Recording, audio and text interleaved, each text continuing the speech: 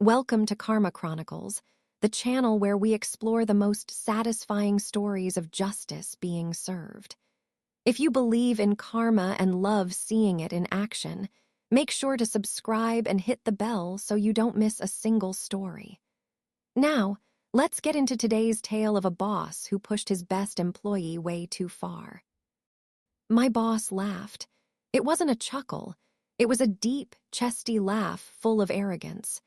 He leaned back in his $1,000 leather chair, a smug grin spreading across his face as he looked at me.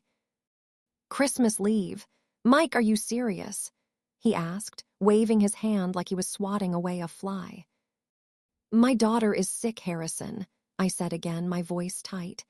"She has RSV. The doctor wants her home, resting." He just shook his head, that grin never leaving his face. "Christmas is for closers, Mike, not for babysitters. Your family's problems are not my company's problems." In that one cold moment, he made a fatal error. He thought he was just denying a vacation request. He had no idea he was signing his company's death warrant. He forgot one very important detail about me. I was the only person on Earth who held the master password to his entire multi-million-dollar business, and he had just given me every reason to use it. For 10 years, I was Mike, and my life was Sterling Solutions. My boss, Harrison Sterling, loved to call me his IT guru, his digital rainmaker. To our clients, I was just the calm voice on the phone who could fix any problem. In reality, I was the company's single point of failure. This story might sound like a revenge fantasy, but it's rooted in a dangerous reality a lot of businesses choose to ignore. It's a story about loyalty, greed, and the catastrophic power of a single password. Harrison Sterling was a master of appearances. He drove a vintage Porsche, wore suits that cost more than my rent, and had a smile that could sell ice to a polar bear. He'd built Sterling Solutions from the ground up, a custom software firm for high-end logistics companies. He was brilliant at sales, at schmoozing, at making promises. But when it came to the actual tech the business ran on, he was a penny-pinching fool. He saw things like redundancy, cloud backups, and multiple IT admins as costs he could cut. Why pay for a whole IT department when you have Mike? Why invest in a modern, secure cloud infrastructure when the server humming away in the back closet seemed asterisk to be doing just fine? That server, that was my kingdom. It wasn't some off-the-shelf machine. It was a custom-built monster I had pieced together and upgraded over a decade. It ran a tangled web of software I had personally coded. And it was all protected by one thing: a master password that existed in only two places, my memory, and a securely encrypted file on a drive that only I could access. This setup wasn't just bad practice, it was corporate negligence. Giving one employee the keys to the entire kingdom with no oversight or backup access is the cardinal sin of it. But Harrison didn't care about best practices. He cared about his profit margins. He had created the perfect weapon, a digital guillotine, and handed me the rope, completely unaware of the risk. He figured my loyalty was absolute, a feature he owned just like my desk. He was about to learn, in the most expensive way possible, that loyalty has a breaking point. And he had just found mine. This story isn't just about what I did. It's about how one man's greed made it all possible. He built a glass house and then started throwing stones, forgetting I was the one who controlled the foundation. For a decade, I was the model employee. I wasn't just the IT guy, I was the company's digital foundation. My official title was Senior Systems Administrator, but that was just a label. Really, I was the architect, the engineer, the janitor, and the security guard for everything Sterling Solutions did online. When Harrison first hired me, we were a 3-person shop in a glorified broom closet. He had the vision, our first salesperson had the contacts, and I had the skills to build it all from scratch. Our main product was a custom logistics system.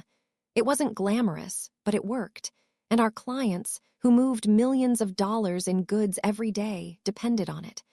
I built the first version on a server cobbled together from parts I bought with my own money. Harrison reimbursed me months later, minus a few items he decided were unnecessary. And that pretty much set the tone for the next 10 years.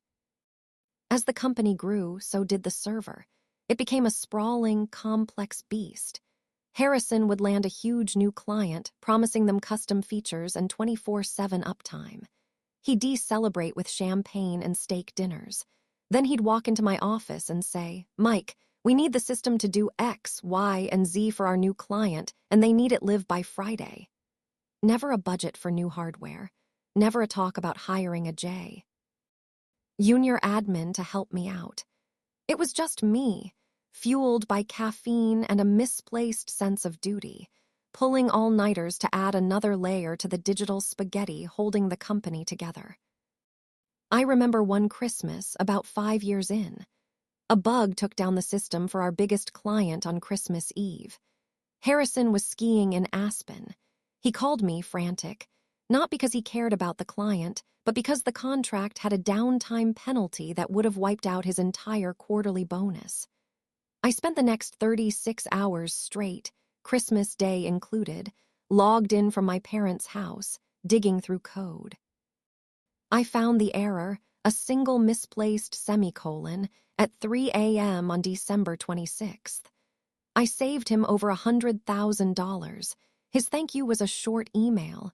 "Great work. See you Monday." This was the pattern. I was the emergency service, the ghost in the machine. When a client had a problem at 2 a.m., my phone rang. When a power surge threatened the server, it was me driving through a thunderstorm to check the generators. Harrison loved telling clients about our robust, in-house infrastructure, making it sound like a state-of-the-art data center. He'd leave out the part where the data center was a hot closet next to the men's room, and the entire thing depended on one guy. Not getting hit by a bus. I tried to explain the risks. I drafted proposals to move to a real cloud service like Oz. I presented analyses for hiring a second admin. I explained the concept of a single point of failure until I was blue in the face. His response was always the same. He'd look at the price tag, scoff, and say, "Why would I pay for that when I have you? It's working fine, isn't it? Don't fix what ain't broke." He saw my competence not as an asset, but as an excuse to be cheap. He deliberately avoided understanding how it all worked because ignorance gave him plausible deniability. He didn't want to know how fragile it all was. He just wanted it to work. The fact that an IT admin could disable antivirus, install anything, or even encrypt the data was a thought his mind refused to entertain because it would mean spending money. He was running a multi-million-dollar business with the security of a teenager's gaming PC. Over the years, that loyalty curdled into resentment. I saw him buy a new boat while telling me we couldn't afford a proper backup solution. I watched him take lavish vacations while my own PTO requests were met with, "Is this really a good time, Mike?" I wasn't an employee, I was a resource, to be squeezed dry. He had no idea how deep my knowledge ran. I didn't just know the password. I knew every vulnerability, every backdoor I'd built for maintenance, every shortcut. I knew exactly how to make it all fall apart. For 10 years, I used that knowledge to keep it all together.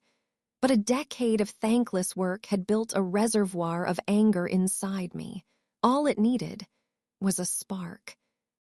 The spark came in mid-December. It started with a sniffle. My 6-year-old daughter, Lily, came home from school with a runny nose and a little cough. We did what parents do, Tylenol, soup, and her favorite stuffed elephant. But this wasn't a normal cold. The next day, her cough turned into a harsh, barking sound that rattled her small body. Her breathing was shallow and way too fast.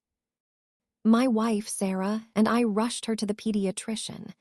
After what felt like forever, the doctor listened to Lily's chest, her face growing more concerned.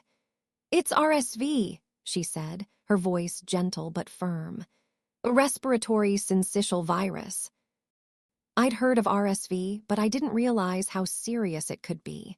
The doctor explained that for adults, it's a bad cold. But for young kids, it can be dangerous. For Lily, who was small for her age, it was hitting her hard. The virus was causing bronchiolitis, inflaming the tiny airways in her lungs. That's why she was struggling to breathe. Her advice was clear. She didn't need to be hospitalized yet, but we had to be vigilant. We had to keep her comfortable and hydrated and run a humidifier constantly. Most importantly, we had to watch her breathing. The doctor warned that it could get worse very quickly, and if it did, we needed to go straight to the ER. She told us to look for signs like her nostrils flaring or the skin sucking in around her ribs. The thought was terrifying. We went home with a nebulizer and a heavy sense of dread. The next few days were a blur of sleepless nights and constant worry. Lily was miserable. She was too weak to play, too congested to eat. The sound of her wheezing cough became the soundtrack of our house. Sarah and I took shifts sitting by her bed, holding the nebulizer mask to her little face. The doctor said the virus usually peaks around day 5. For Lily, that peak was set to land perfectly. On Christmas Eve and Christmas Day, the thought of my little girls struggling to breathe while the world celebrated was more than I could bear. All I wanted was to be their F. Or her. I wasn't thinking about work, or servers, or clients. My whole world had shrunk to the size of my daughter's bedroom. As December 23rd rolled around, I checked my calendar. I had put in my request for time off from Christmas Eve through New Year's weeks ago, like I did every year. It was always approved. But this year, I had a bad feeling. Harrison had been stressed, pushing for a massive year-end close to max out his annual bonus. I knew I couldn't leave it to chance. I had to talk to him, explain the situation face to face. I needed him to look me in the eye and understand this wasn't a vacation. This was an emergency. I thought naively that even Harrison would understand. I thought that telling him my daughter was sick would trigger some basic human decency. I walked toward his office, the quiet of the building a stark contrast to the storm in my chest. I was about to ask my boss for a little compassion. I had no idea I was walking into an ambush. The door to Harrison's office was slightly ajar, as always, a power move that said I'm always watching asterisk. I knocked gently. "Come in," he boomed, not looking up. I stepped inside his temple of ego. Framed articles about his success lined one wall. On another was a huge abstract painting that I knew cost more than my car. "Harrison, have you got a minute?" I asked. He held up a finger, still typing. "One sec, Mike, closing the deal of the year." He finally hit send with a triumphant tap and spun around. "All right, what's the fire?" "No fire," I started. "I just wanted to confirm my holiday leave. Starts tomorrow. I need to make sure everything's buttoned up before I sign off." He blinked at me like I was speaking another language. "Leave? No, that's not happening. I need you here." I felt a jolt of disbelief. "What? It was approved weeks ago. I have the email." He waved his hand dismissively. "Plans change, Mike. We're onboarding the new Apex Logistics account. Their data migration is happening over the holiday. All hands on deck. I can't have my lead tech on a beach somewhere." "I'm not going to a beach," I said, my voice hardening. "My daughter is sick, Harrison. Really sick." I told him everything. The RSV, the bronchiolitis, the doctor's warnings. I described the sleepless nights, the nebulizer, the constant fear of having to rush her to the hospital. I laid it all out, hoping for just a flicker of empathy. He listened with blank eyes. When I finished, he leaned forward. "Listen, Mike, I'm sorry to hear about your kid. I really am. But this Apex deal is worth 7 figures. Your bonus, my bonus, everyone's bonus depends on this going smoothly. My bonus doesn't matter if my daughter's in the hospital, I shot back. This isn't a cold. She's having trouble breathing. And then he laughed. It was a short, sharp bark of contempt. Oh, come on, he sneered. It's a cough. Kids get coughs. You're being dramatic. I need you here in this office managing this migration. It's critical. I was dumbfounded. The callousness was breathtaking. You're telling me a contract is more important than my child's health. I'm telling you, he said, his voice dropping low and menacing, that your personal problems are not the company's problems. I pay you a very handsome salary to manage my servers, not to take unapproved vacations. Christmas is for closers, Mike. You close this deal, you can take all the time you want in January. The rage that had been simmering for 10 years finally boiled over. It was a white-hot, clarifying fury. I saw him for what he was, a parasite who had been feeding on my life, my time, and my family for a decade. I'm not asking, Harrison, I said, my voice dangerously quiet. I'm telling you, I will not be here tomorrow. I will be home with my daughter. He stood up, his face turning red. He wasn't used to being challenged. He leaned over the desk, invading my space. Let me make this crystal clear for you, Mike. If you are not at your desk at 9 a.m. tomorrow, don't bother coming back. Ever. You walk out that door, you are finished here. Is that understood? I looked him straight in the eye. I saw the ultimatum. But all I could hear was his laughter. He thought he was holding all the cards. He thought he was firing me. He had no idea. I gave a single, slow nod. Oh, it's understood, I said. Perfectly. I turned and walked out. I didn't feel fear. I felt an electrifying sense of purpose. He had canceled my Christmas. I was about to cancel his company. I walked back to my desk, my movements calm, a stark contrast to the inferno raging inside me. My colleagues were packing up, wishing each other happy holidays. The hypocrisy was sickening. I sat down in my worn-out office chair for the last time and started to form the plan. This wasn't going to be a simple resignation. This was going to be a digital execution, meticulous, comprehensive, and irreversible. This wasn't Jay. Us rage. It was the culmination of a decade of knowing every single weakness I had warned Harrison about.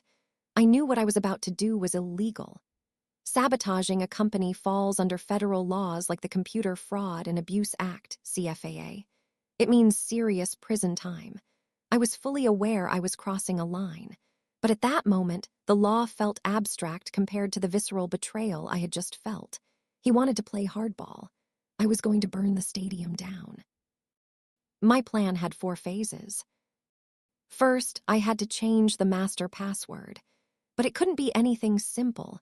I needed something impossible to guess or recover. I opened a secure text editor and started with a base phrase from a book my daughter loved, something personal to me and meaningless to anyone else. Then, I added a long string of truly random characters. I took that, ran it through a cryptographic function called a SHA-512 hash, took asterisk that asterisk result, added another obscure personal date, and hashed it again. The result was a monstrous, 256-character password of pure gibberish that a supercomputer couldn't crack in a million years. I copied it. I memorized it, breaking it into chunks. It took 20 minutes of intense focus. Once it was burned into my brain, I executed the command. The master password was changed. Then, I found the encrypted file where the old password was stored and digitally shredded it. The new password now existed in only one place in the universe: my mind. The door was locked. Harrison's only hope would be the backups. He was too cheap for a live cloud backup, but he paid a service to take a nightly snapshot of the server. He'd assume he could just restore yesterday's version. He was wrong. I started one last manual backup. But first, I used my admin privileges to encrypt the entire server, every client file, every line of code, every database, with a brand new 2048-bit RSA encryption key. Then I let the backup run, dutifully copying the now encrypted, completely useless data to the off-site location. Once it was done, I took the private key, the only thing that could decrypt the data, and I destroyed it. I didn't just delete the file. I overwrote the physical spot on the drive where it existed with random data over and over. It was gone forever. The backups were now a multi-terabyte monument to his arrogance. A locked chest with no key. Locking him out and corrupting the backups was good, but I wanted to create maximum chaos right when he'd be panicking the most. So I wrote a simple, elegant little script, a logic bomb. It was a tiny piece of code, less than 30 lines, buried deep in the server's operating system, disguised as a routine task. The trigger was a specific time, 10:00 a.m. on Christmas Day, the exact moment Harrison and his skeleton crew would be in full-blown panic mode. When triggered, the script wouldn't just delete data. It would do something worse. It would recursively wipe all system logs, all error reports, all configuration files. It would erase any digital footprint of what had happened. Any forensic IT team they hired would find a digital wasteland with no clues. It was designed to turn a crisis into a catastrophe. With everything in place, I typed out my resignation. It was short and cold. Subject, resignation. Harrison *. Per our conversation, I am resigning my position as Senior Systems Administrator, effective immediately. As of 5:00 p.m. today, December 23rd, my duties at Sterling Solutions are concluded. The company's digital assets are now your responsibility. Regards *. Mike *. No emotion, just a sterile sign-off. The coldness, I knew, would infuriate him more than any angry rant. I scheduled the email to send at 5:01 p.m. I packed my few personal items, a coffee mug, a picture of Sarah and Lily, a worn-out stress ball. I was ready. The clock ticked toward 5:00 p.m. The pieces were in place. Before I walk you through the chaos that erupted on Christmas morning, if you're enjoying this story of ultimate revenge, do us a favor here at Karma Chronicles and hit that like button. And drop a comment below telling us about the worst boss you've ever had. We love reading your stories. Now, back to the action. That last hour felt like a movie where I was the only one who knew the bomb was about to go off. My colleagues were buzzing with holiday excitement. The air was thick with happy holidays and see you next year. I just smiled and nodded. You bet. Every tick of the clock was a drumbeat. I went through the motions, feeling strangely calm. The rage was gone, replaced by a cold sense of justice. Harrison made his choice. Now he had to live with it. At 4:55 p.m., I stood up with my box of belongings. I put my key card and office key on the receptionist's empty desk. I walked out the front doors into the crisp December air and didn't look back. I got in my car and just sat there for a moment. It was over, 10 years of my life, but I didn't feel sad. I felt free. I started the car. As I merged onto the freeway, my phone buzzed. 5:01 p.m. The resignation email was sent. The first domino had fallen. A minute later, it buzzed again. Harrison, I ignored it. It buzzed again and again. The calls kept coming, a frantic stream.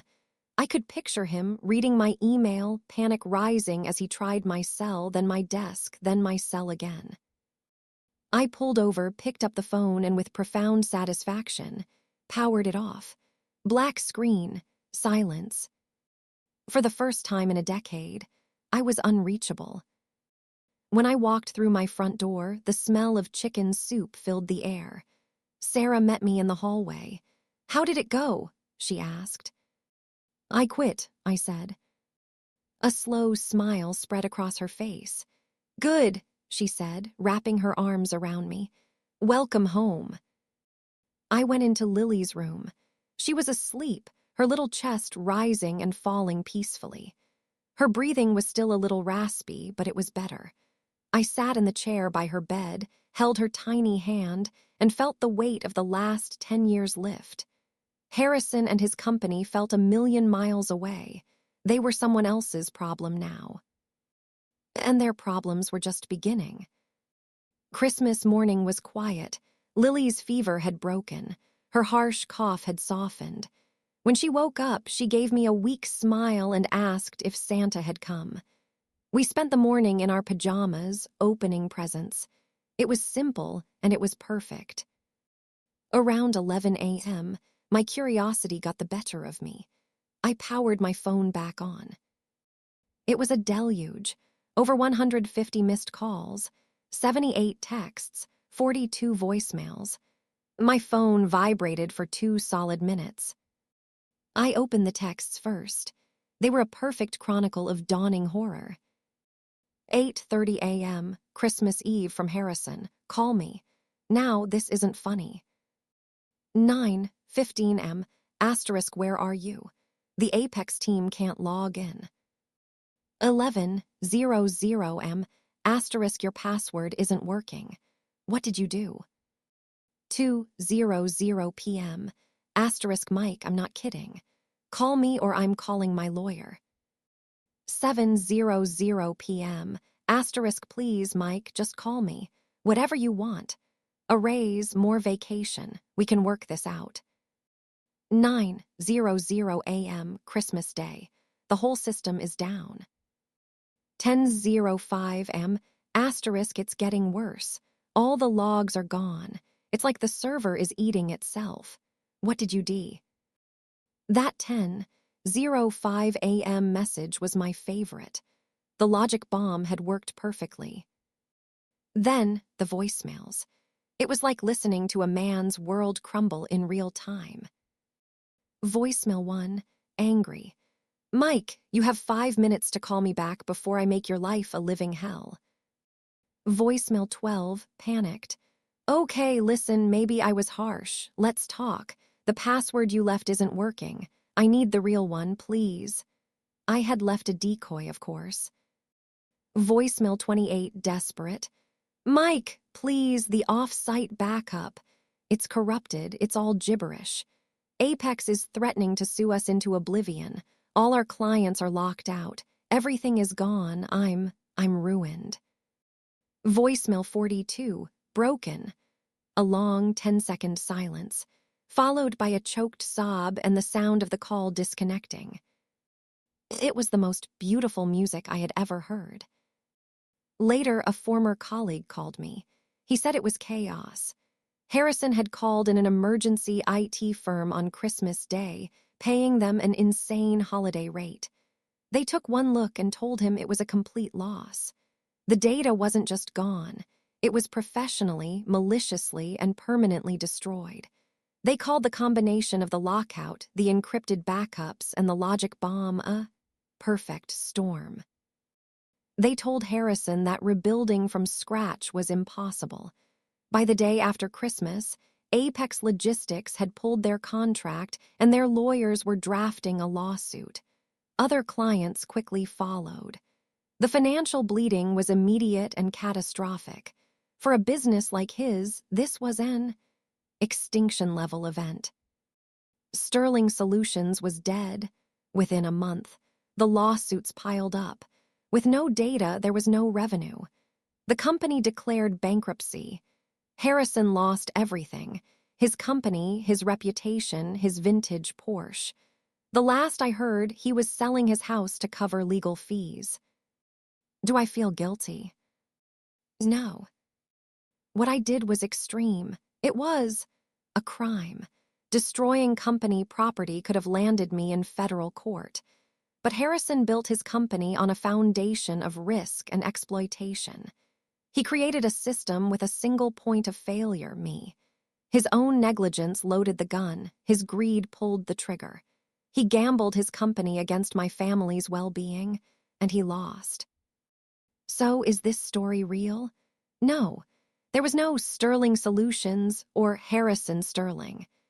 But it's a cautionary tale because the scenario of one person being pushed too far in a company with zero oversight is frighteningly plausible. As for me, I took a few months off. I focused on my family. Lily made a full recovery. I eventually took a new job at a bigger, better company with a real IT department, real security, and a boss who treats people like human beings.